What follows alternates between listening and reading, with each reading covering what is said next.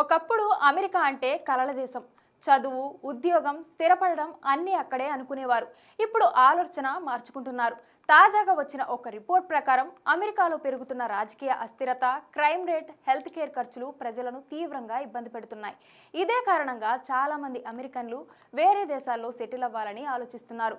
Hollywood ప్రముఖులు Richard gear, Ellen డిజెనరస్, లోగోరియా ఇంకా Angelina jolly వంటి వారు కూడా అమెరికా వదిలి వేరే దేశాల్లోకి వెళ్లిపోవాలని నిర్ణయించుకోవడం పెద్ద చర్చనీయాంశమైంది.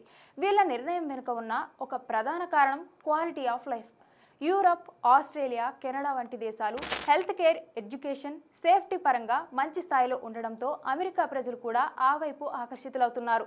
మరి ఈ ట్రెండ్ వెనుక ఇంకో ముఖ్య కారణం అమెరికాలో పెరుగుతున్న రాజకీయ విభజన, డెమోక్రట్స్, రిపబ్లికన్ల మధ్య గల విభేదాలు, ఎన్నికల రాజకీయాలపై నమ్మకం తగ్గిపోవడం వల్ల అక్కడి పౌరులు భవిష్యత్తుపై అనిశ్చితితో ఉన్నారు. అంతేకాకుండా గన్ వైలెన్స్ కూడా ప్రజలను భయపెడుతోంది.